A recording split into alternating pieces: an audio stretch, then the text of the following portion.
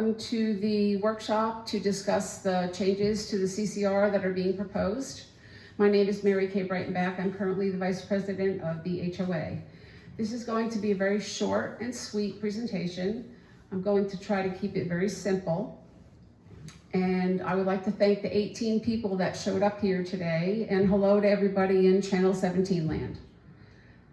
So, in order for any of these amendments or any of these items to pass, and we have 6 items that you need to vote on, we have to get 667 yes votes. In the last election, 30% of the community chose not to vote. We need to get those people out and voting. The tie-I vote will be distributed on December the 6th. You will have 45 days to vote on these 6 individual items, and the voting will close on January the 27th. So right now I'm going to go through each of the changes that you will be voting on. First, before I do that, let me mention that there is one item that is not in your presentation packet. It is in your handout. There is an item regarding our insurance deductible, which is section 3.9.6. It is outdated. It needs to be removed. If you agree with us that it needs to be removed, vote yes. If you agree that it does not need to be removed, vote no. The second section that we'll be talking about is the trail improvement sections.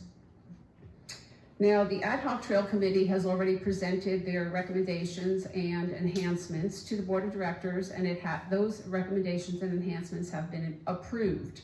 In order to get some of those things accomplished, we need to get permission from St. John's Water Authority.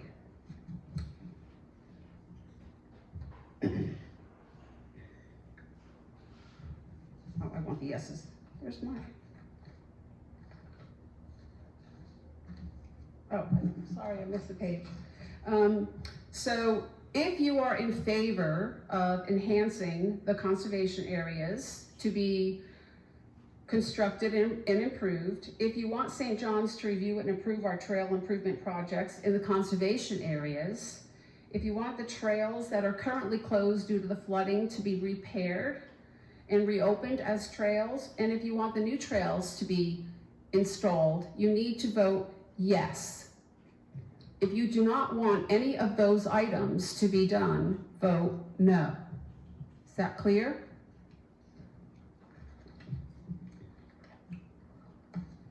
The next item is the rental restrictions. We're going to split this into 2 separate votes. First is regarding new home sales. The second is regarding existing home sales. According to the Florida Realtors, the HOA has the right to impose a cap on the number of rentals, and that's exactly what we're doing with this vote. So for existing homes, the only thing that's changing is that you can rent your home for no less than 6 months at a time and no more than 3 times in a year. So everyone in this room who currently owns a home is grandfathered. All of the 22 homes that are currently being rented are grandfathered. Once you sell your home or it goes into an estate situation, that property is no longer eligible to be rented. That is the existing homeowner's requirement. If you are in favor of that, vote yes. As far as new homeowners are concerned, anyone who purchases a home after these covenants have been approved will no longer be permitted to rent their home. We are trying to prevent corporations, investment companies, banks, and other such organizations from purchasing homes in our community and turning it into a rental community. We do not want that.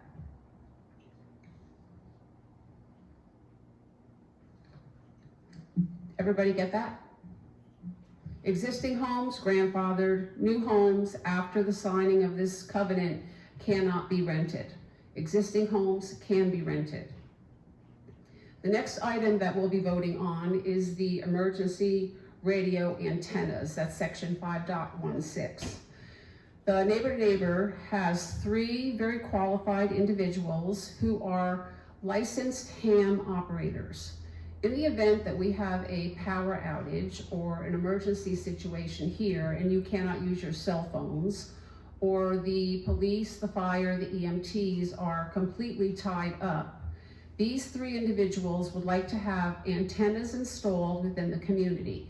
3 antennas, no more than 25 feet in height, that are not visible. They will be hidden in the trees. These 3 individuals will be the only people that can get a fire department here, an emergency vehicle here, whether it be ambulance or EMT or any other police or emergency services personnel. So if you are in favor of protecting our community in the event of a disaster like Ian or Nicole, or a tornado, or a windstorm, or a hailstorm, you need to vote yes so that we can install these 3 antennas in the community for these licensed ham operators to get in touch with the emergency management people. If you do not want to protect this community, vote no. Clear? Got it?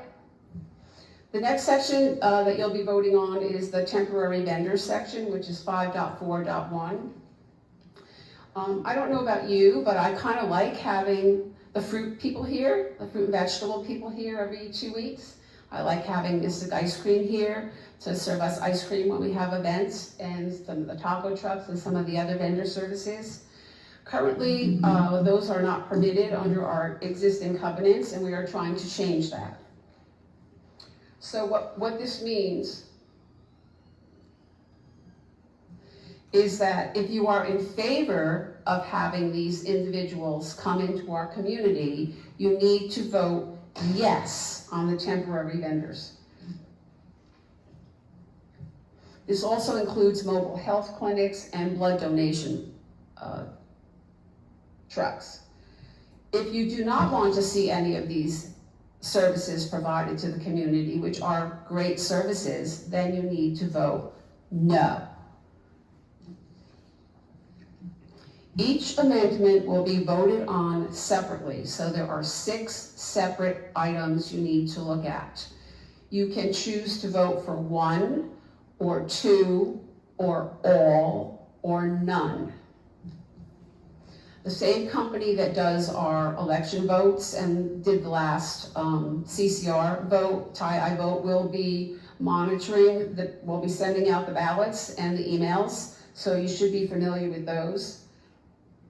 And the meeting will be held on January 27th to announce the results of the vote. We will not be extending the vote. We are giving you 45 days to vote. That allows our snowbirds and our people going home for the holidays to get back in time and speak to individuals or speak to the board or question the CAM and get their votes in.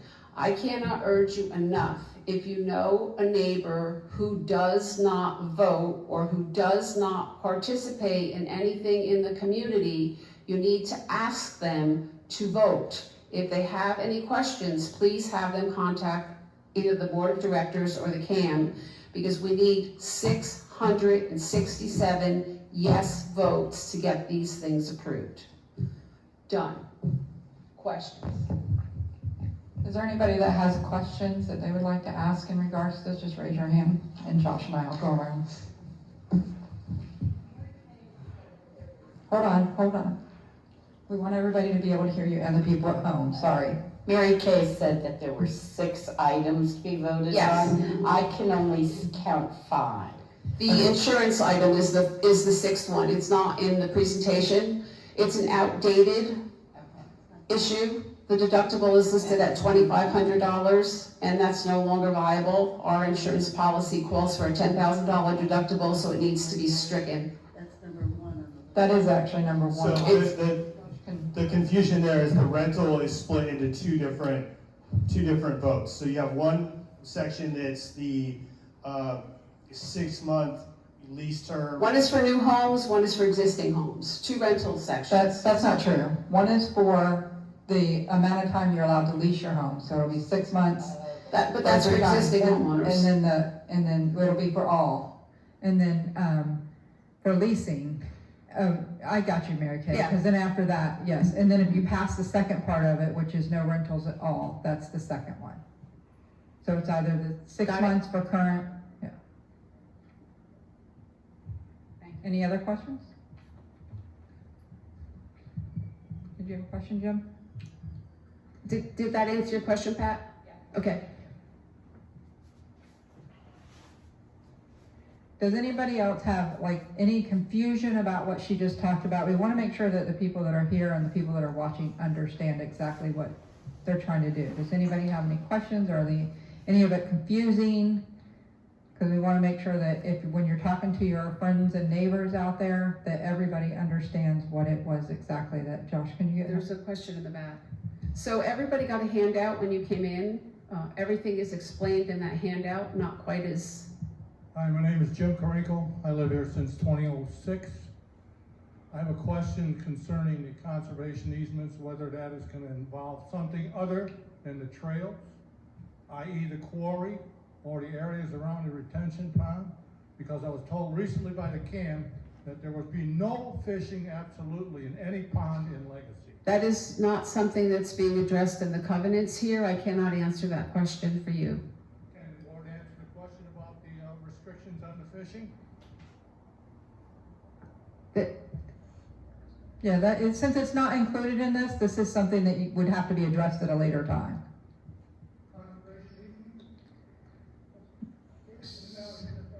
So that's not. That's not building trails. The conservation area is what they're talking about, is building trails through the conservation areas. It doesn't have anything to do with fishing. No.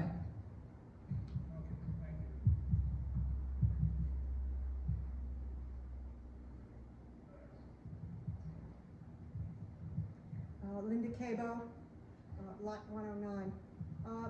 I don't have a question, but I do have a comment. I think the way it's been presented right now is so much clearer than the last time. I had made a comment at the last discussion, that it was just so confusing to so many people, and I congratulate the board for having really done a good job clarifying it, so. Thank you. Frank, did you have something you were like? Yeah, I just, hello everyone. Frank D'Angelo, I'm a member of the board. I often think of Paul Harvey, where he used to have a thing called The Rest of the Story. And like anything else, there's a background to each one of these things. And who's ever running the slideshow, could we go back to the thumbs up and the thumbs down thing? Because that was so clear. I think we should talk about that a little bit, because what Mary Kay did a great job of giving a quick overview, but I think there's more that can be said. So for the trails, if you vote yes, the trails could be improved and new trails could be constructed. St. John's can review things. The trails that are closed due to flooding could be rerouted or improved, and new trails could be put into the conservation areas. The Trail Ad Hoc Committee worked very hard, and they made like a 5-year plan for that. And I think that the best thing about Legacy, the thing that we sell, is we're a nature community, and we have very nice trails. There's some areas that need to be improved. The areas that need to be improved that are not in the conservation areas, the board can approve to have those, fixed, repaired, enhanced very easily. But we cannot do anything in the conservation areas. And so this is why we're doing this, because we'd like to have our trails be the shining example of our community. Now, they're not going to be paved and perfect and everything. They're trails. There's a lot of our trails that don't need anything, but they will need occasional fix-up and enhancement, and I think it would only enhance our community and our property values as we could afford it. We invest in, our number one amenity, in my estimation. The other thing that I heard the last time that we were asked to vote was, I don't want to let the board spend any more money. I want to make one thing abundantly clear. This does not allow the board to spend any more money. We serve you, the people on the board serve you, and we try very hard to listen to what you want. The gentleman who just left, I feel bad because I've lived here 6 years. I've been on the board for a little while, and no one even one time ever mentioned to me fishing. So that came out of left field, and I don't play baseball. So I'm sorry he left in a huff, but that's, usually we discuss things and bat it around to see what's best for Legacy. But getting back to the money thing, we can only, as a board, we can only spend $50,000 without getting resident approval, okay? That rule was put in way before I was in Legacy, and I got here 6 years ago. So this current board can spend less than any other previous board. And the reason I say that is even though the dollar amount is the same, the ravages of inflation have made 50,000 was 10 years ago or so when you said they could spend 50 grand. So this has nothing to do with our spending regimen whatsoever. So I thought there'd be a lot more questions. I think the trails should not be that confrontational, but yes, Pat. Oh, good.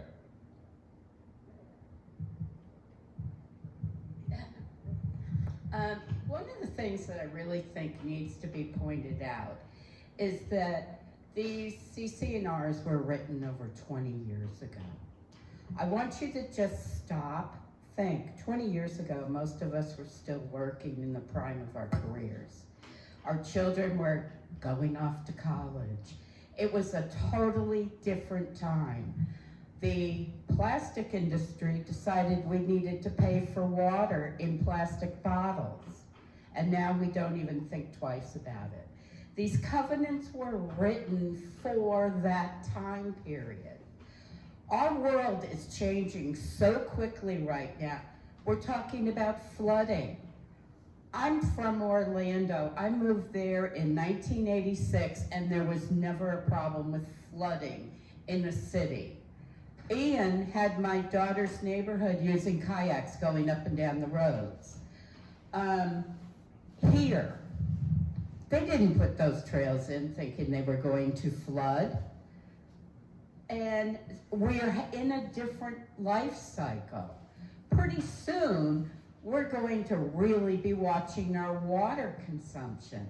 There are places in this country that you're not allowed to plant grass anymore. And we need to have some guidelines, some laws that allow us to operate in our changing world. These covenants were written for over 20 years ago. Being the invasive queen, Caesar Reed wasn't here 20 years ago in Legacy. It was here in Florida, but it was the council that takes care of invasives didn't start even organizing until the late 80s, early 90s. And they had 300 species that they thought might be invasive. Now it's like 3,000. So, I know, I'm talking too much. All right, so, but what I'm saying is we need to design these covenants so that we can keep up with how quickly our world is changing. Thank you, Pat. Yeah, 20 years ago was crazy. I was 44, I had hair. It was a few years after 9/11, you know, so yeah, long time ago.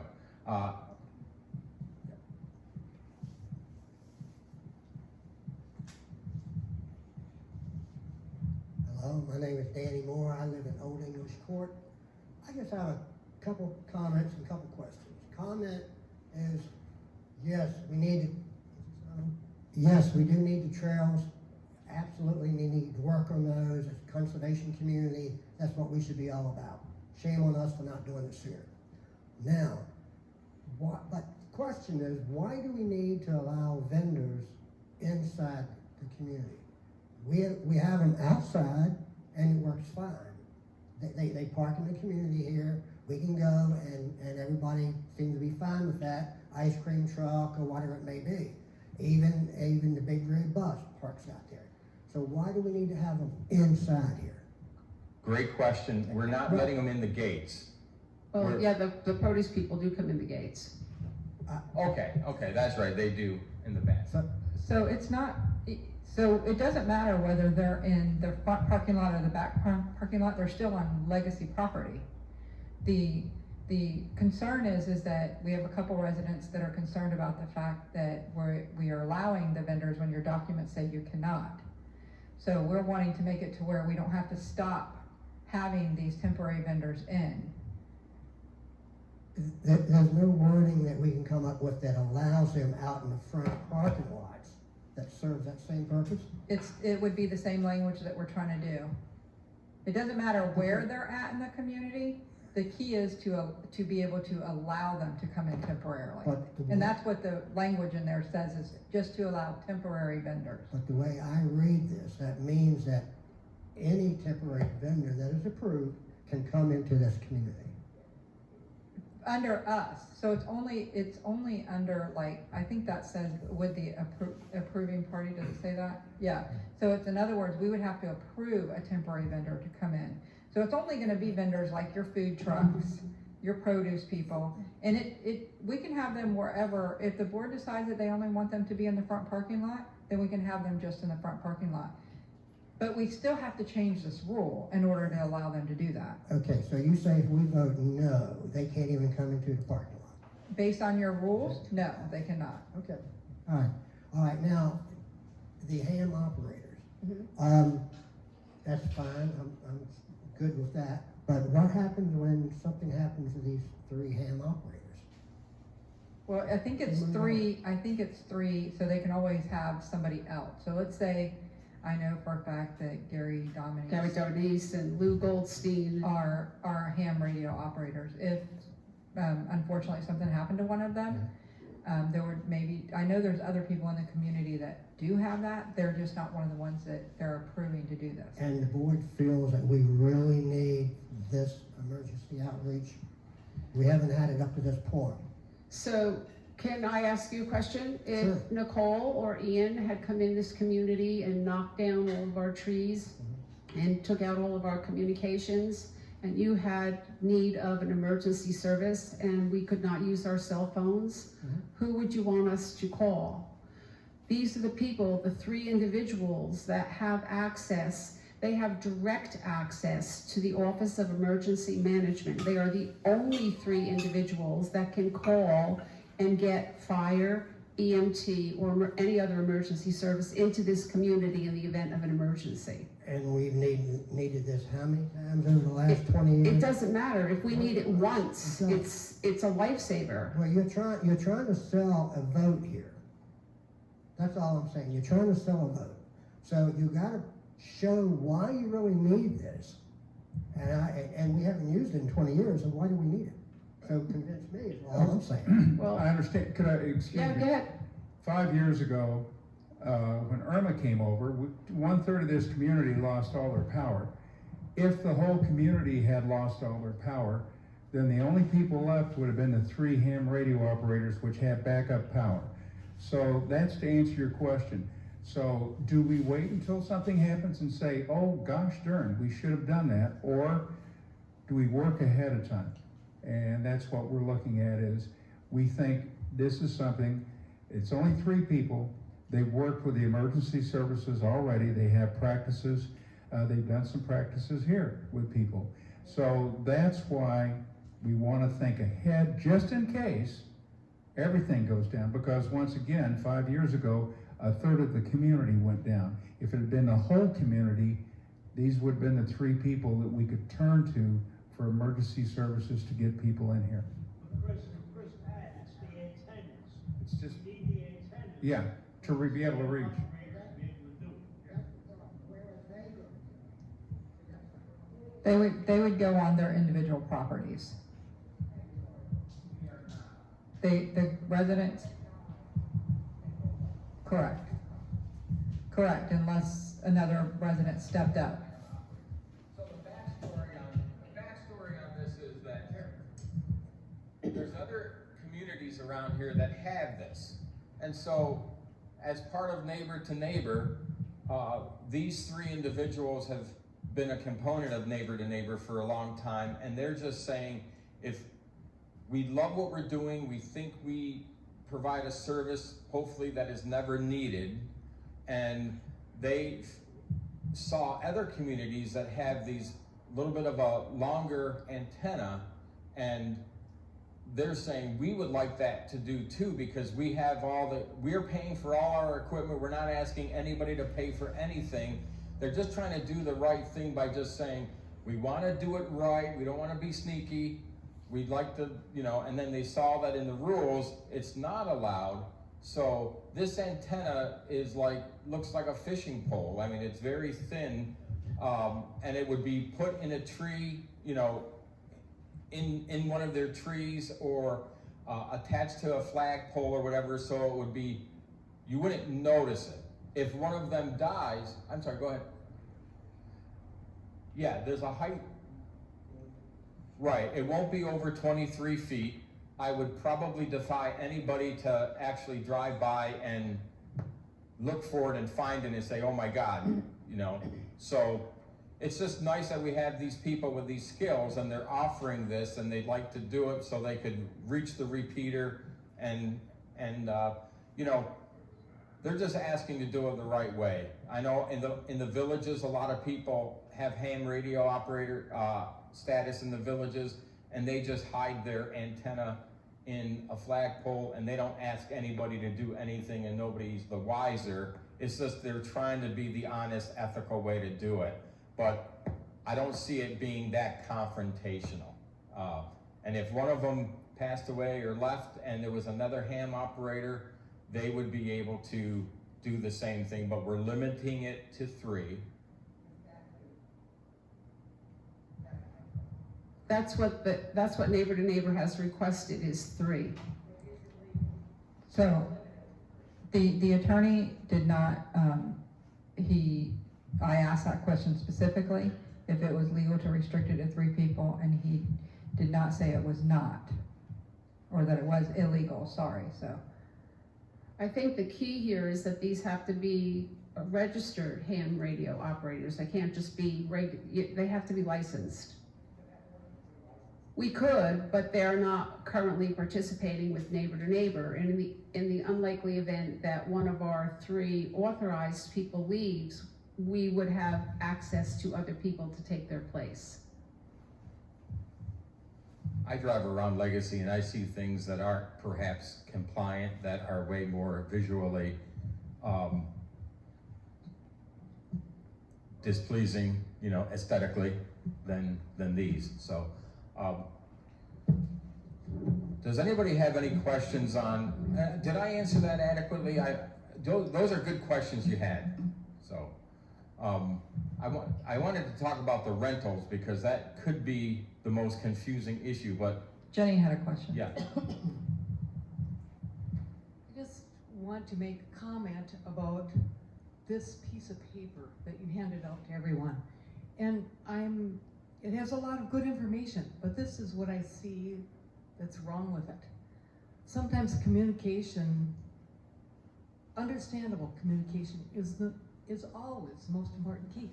So it says, below is a list of items that we voted on. There are 5. I can't hear. Okay, you already explained that there were 2 in the rentals, but for number 4, it just says eliminating short-term rentals from Legacy and stopping any new investors from buying rental homes. Then when it comes to passing amendments, you have 4. I know that 2 are in more than one amendment, but if you're going to be doing it that way, it seems like there should be 6. 1 for every single one. There should be 6 listed. There should be passing an amendment, not passing the amendment. And then when you look at what's presented, there are 5. So you have 5 4, 5, yet you say there are 6. So I just think it's real important, if you say there are 6, to list each one individually. And then the question comes up about the antennas. Can we legally do that? Well, we're illegally having vendors in here right now. We never okayed that. We've never changed our covenant, but we're doing it illegally. So I just see a few problems with this, and I just would like it more clear. The wording is clear, but the 6, 4, We'll try to 5 work on that for Thursday, Jenny. So let me just touch on what Jenny just said as far as, let's go to the vendors. The vendors, there's also another section of your documents that talks about waivers. So although that particular section of your document says that you cannot have temporary vendors in here, there's a section in your documents that has the ability to allow the board to waive certain vendors in. So that's what we've been going under up until now. We're just trying to make it more clear in that particular rule that they're just gonna allow temporary vendors on a temporary basis. But that waiver makes it to where the board can do it at this point.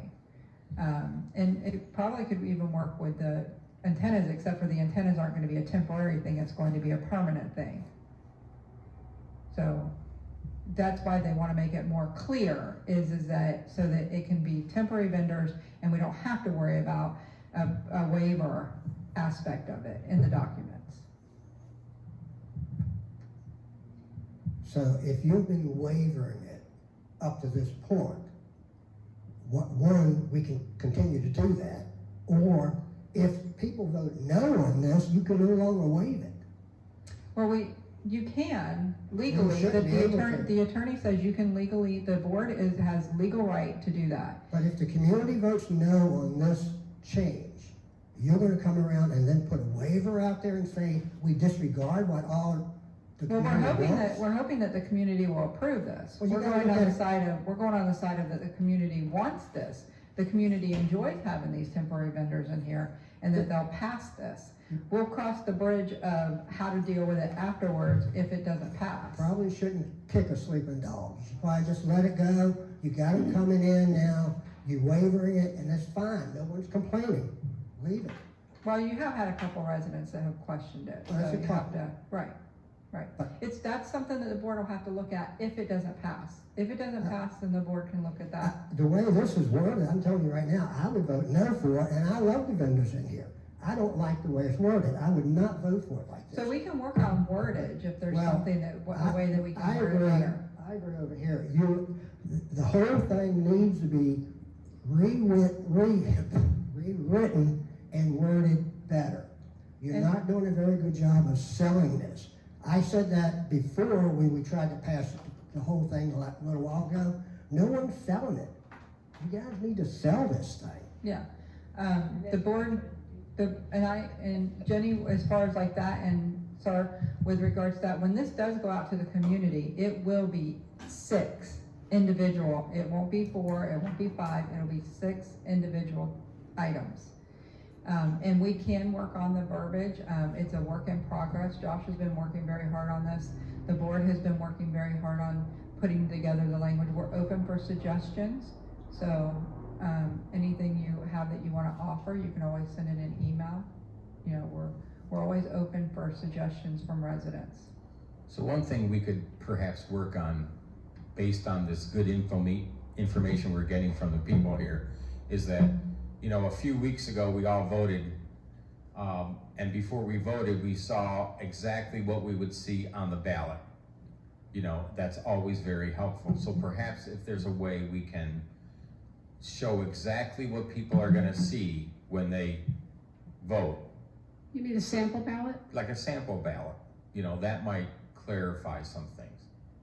Yeah, once Josh gets once we finalize the document of what's gonna go to ITI vote for the vote, yes, we can put that out to the residents. I just don't want it to confuse them and them thinking that that's the actual The vote. funny thing about that is that's actually what we did last time, and people started voting on the sample ballot Correct. and didn't end up voting. Oh, boy. So it caused a whole nother problem. The problem with Yeah. communication is 1 or 2 people design it and 1,400 people consume it, and everybody has a different way of seeing things. So, you know, we're trying to get the information out so that you can see what we're trying to accomplish.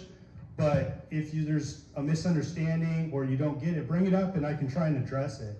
I was hoping that the information that's in there would explain what each one of the items are that you're going to be voting on and what happens if they don't pass or do pass. The insurance thing, that's really just a cleanup of language. Whether it doesn't pass or not, it doesn't matter, because the cost of your insurance deductible is what it is.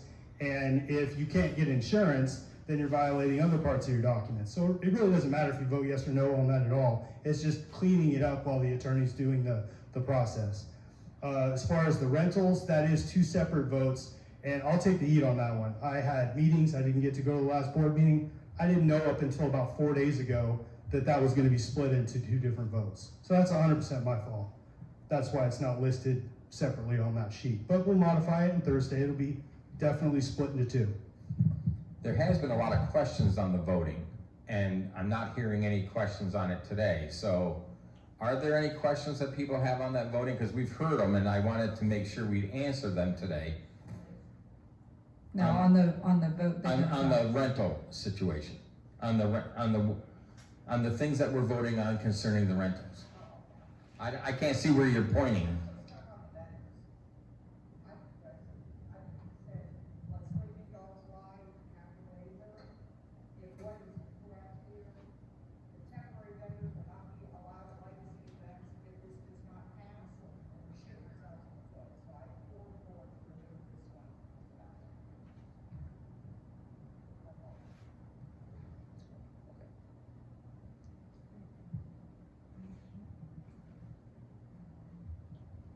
So there goes my theory of a 20-minute meeting. I got my part done in 15. So there's no questions about the rental situation and the things that we're voting on that, because that seems to be where most of the questions have come on a one-to-one basis as people ask us about it. So everybody understands that you will, if you have a home existing in Legacy, that you will continue to be able to lease your home. If something happens to you, you know, let's take Jenny for example. Jenny decides that she wants to go back and live in Wisconsin and she wants to rent her house here. She can. If the home changes ownership, then it will not be able to be rented. If the home changes ownership, so I would say that is included in that. Now, that's not to say that the board can't, because your documents do say that the board can make, this actual document says that the board can make other rules and regulations with leasing. It's not to say that the board can't say that, Jill, you've been here for 14 years and you're putting your house into a life trust and you want to still be able to rent your home. I don't think it's saying that the board, which we could verify this, that the board can't make a decision that you can still do that since you've been here so long and you were here prior to the filing of this document. But it's saying that any new people that come in,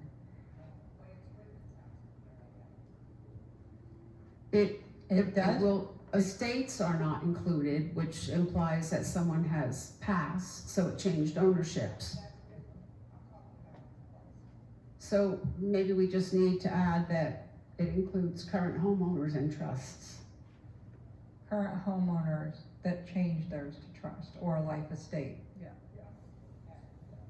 That's a great question. I would agree with that, because a lot of folks, including myself, have trusts. Correct. So the common questions we're hearing that I'm not hearing today is, how the heck could you have a 6-month rental 3 times a year? Okay, so let's just get that out right now. This is what this meeting's for.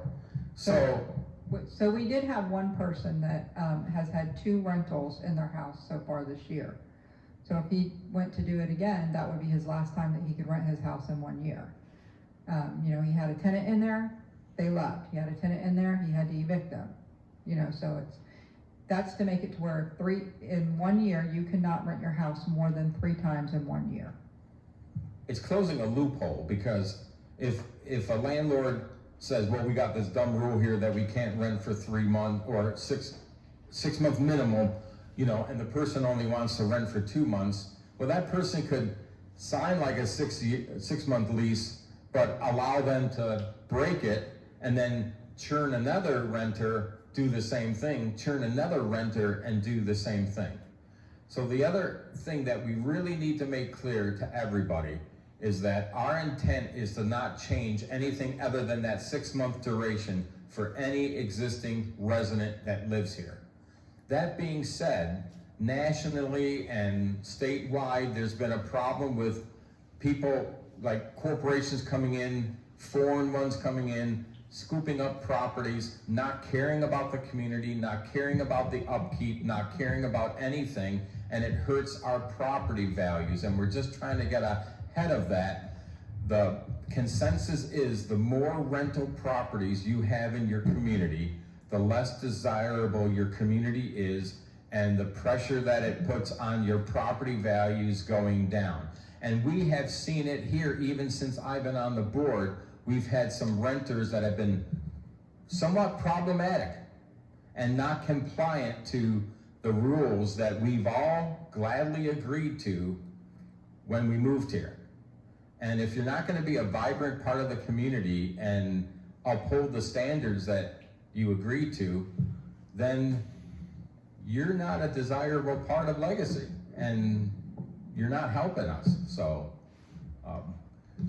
nothing changes for the people that live here now. So,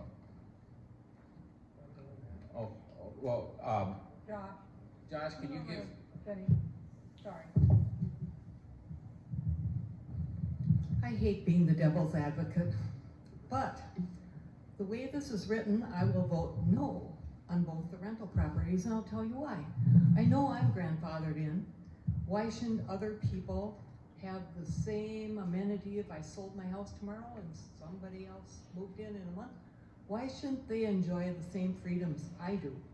Currently, I had mentioned in the last board meeting that if you rent, you need to rent for a minimum of 6 months. And I explained that I'm a Florida resident, so I'm here at least 7 months, sometimes more.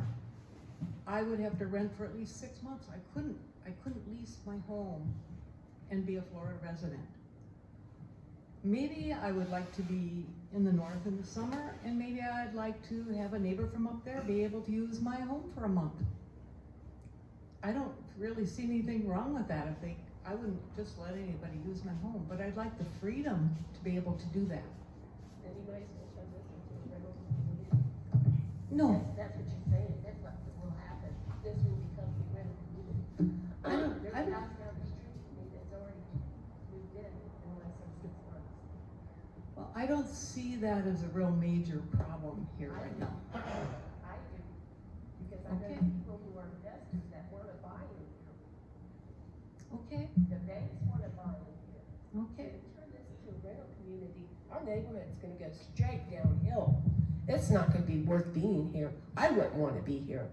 Rental communities are horrible. I just see it differently, and then I was reading online, it was in the board packet for the 16th, because not all that information is here, and it talked even about having board members interview people that might be leasing your home, and deciding if they would be the kind of people you'd want to lease to. That's all part of the verbiage in that packet, that board packet, and I thought, wow, so I'm going to allow, say, my sister to come to another sister. I have one sister who lives here, but let's say another sister wanted to come down and spend a month. Okay, does she need to come down and have an interview first by the board to see if they're going to accept her living here for a month or two? My question to you is, are you gonna charge her rent? Or is she gonna be a guest? She would be wanting to pay something. I know that. Yeah, Yeah. it's a little different when it's your sister that's gonna come stay at your house for a month or two than if it's a renter, like somebody that you've advertised, you've done, you're planning on signing a lease with them. That's a little different than having your sister come stay with you for a month or two, or stay at your house for a month or two. I'm not saying I'm wanting to do that. I'm just saying those are possibilities, and I don't see anything wrong with being able to do that. I don't see anything wrong with any resident having any family member stay at their house for any length of time. You know, as long as they're over 18, and if they're under 18, I guess it has to be under 30 days. I don't remember exactly, but anyway, and I'll tell you this, your board members stay very busy enough, and the last thing I want to do is interview tenants. That's, so, Well, it talked about it, and I think not. Jenny, are you just talking family, but about friends. what's on the agenda for the 15th? Was on for November 16th agenda. I looked back to see what was being said about the So, rental. can we have a private conversation about that? Because that doesn't Sure. have anything to do with the covenants that we're trying to vote on today. Sure. Or Well- trying to get out today. Well, I thought that Well, it was deals with the back- rentals. I mean, it does deal with the rentals. I mean, Yeah, what but- she's saying is, Or what if it? well, I mean, I understand. But I think her big concern was about family members. There isn't a problem with family members staying in your home. Josh, this young lady had her hand.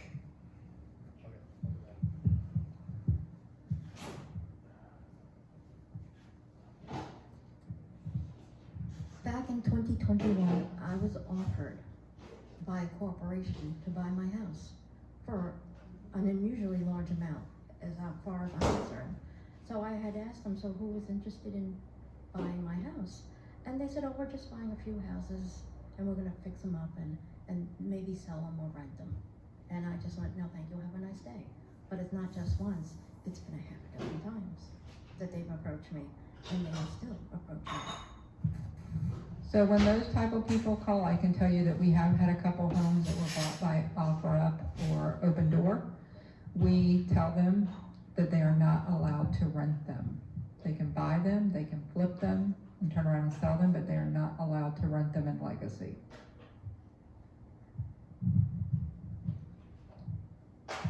I was going to answer in regards.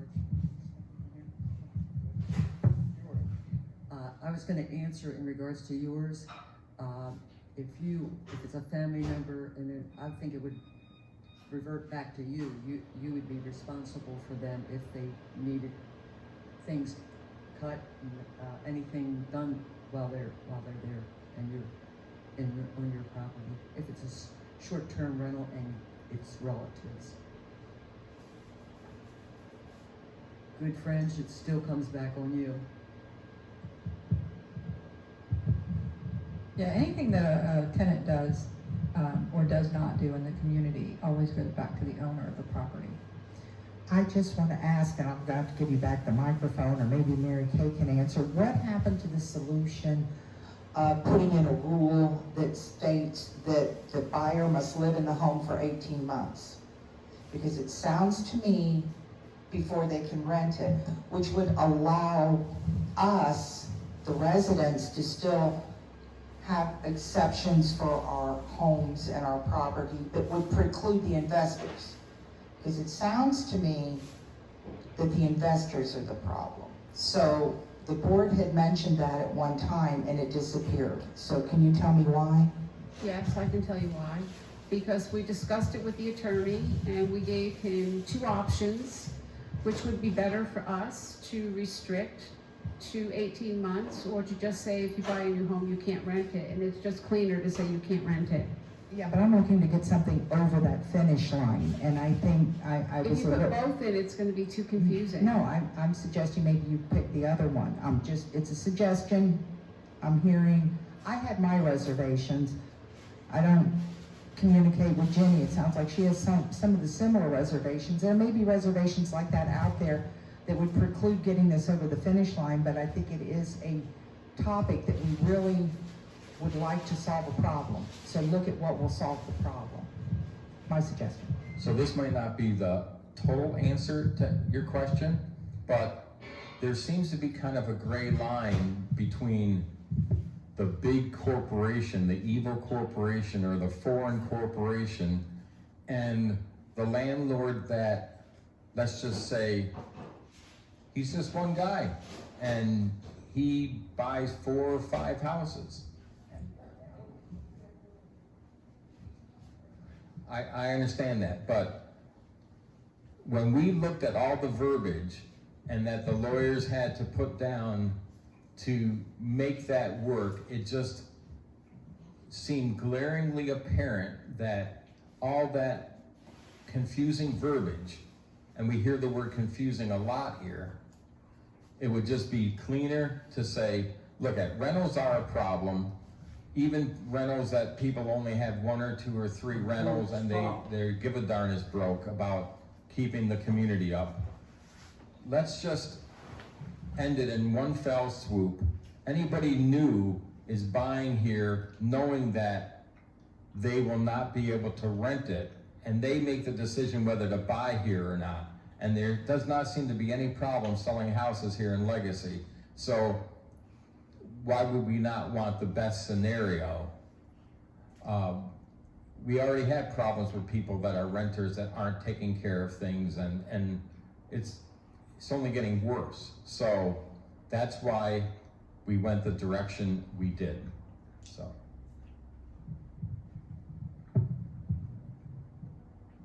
Anybody else?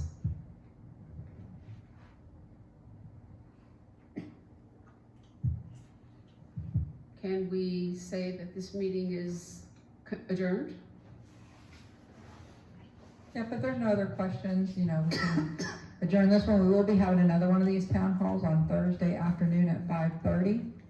And if anybody has any other questions that they want to address or anything, you're more than welcome to send emails to Joshua or I or any of the board members. All of our email addresses are on the website. Thank you, everybody, for coming, and thank you to those on Channel 17 that have watched.